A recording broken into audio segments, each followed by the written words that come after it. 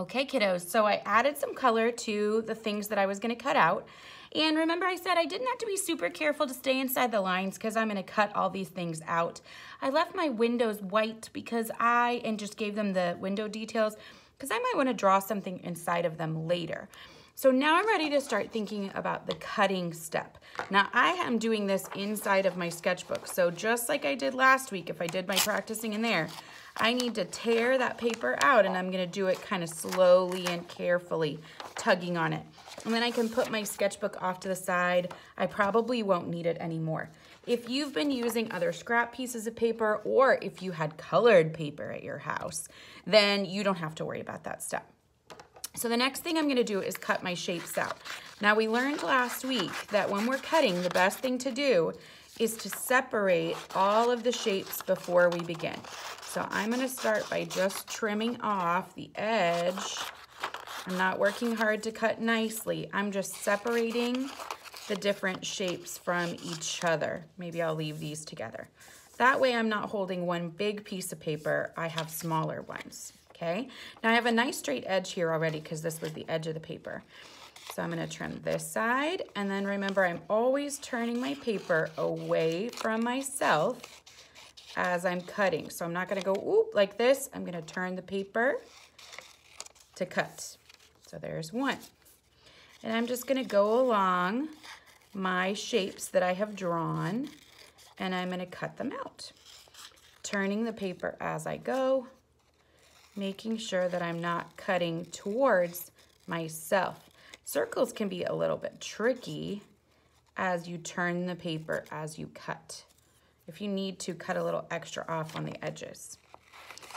Cutting away from myself, always turning the paper as I go.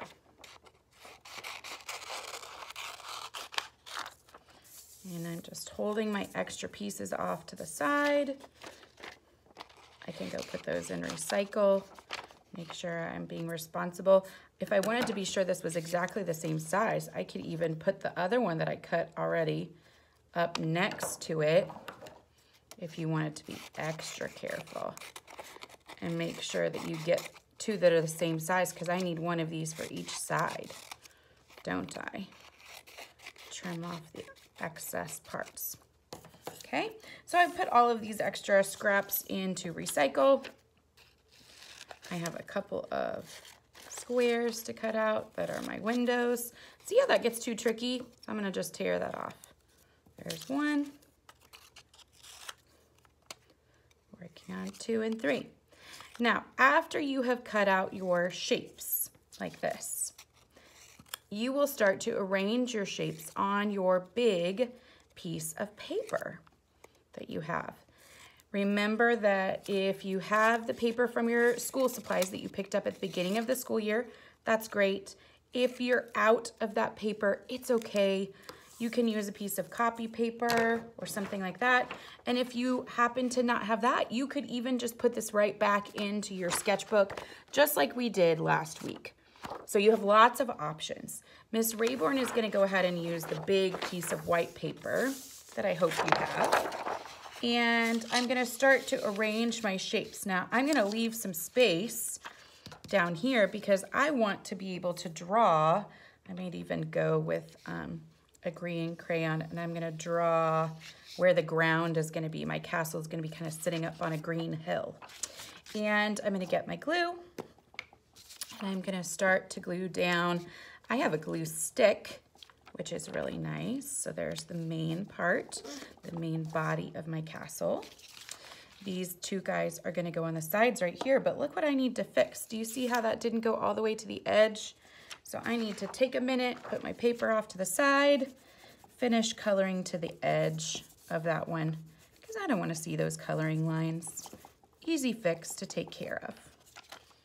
Now, I would lay out on my piece of paper, all of my pieces, before I really start to glue a lot, because I want to be sure that they all fit, right? So I would lay these guys out like this first, and then I can start to glue down. Now, if you're using glue in a bottle like this, you want to remember dot, dot, not a lot. right? If you're using a glue stick, I always say just kind of trace around the edge. And then of course you hold it down, trace around the edge. I like to hold it down and count 1, 2, 3, 4, 5 to make sure it doesn't go away. Now, I'm not going to glue down all my pieces because I want you to have plenty of time to get to work, but after this, Miss Rayborn would be able to go and add all kinds of details if I want there to be a pattern to the top of my castle, if I want there to be lines or parts of wood on my door and things like that. I can add that with black detailing. Another thing I could add is a road or a bridge up to my castle. I could fill in the grass, I could put clouds in the sky. I have so many options. I could even draw myself a princess up here on top of her castle and fill in my background with my colors and crayons, okay?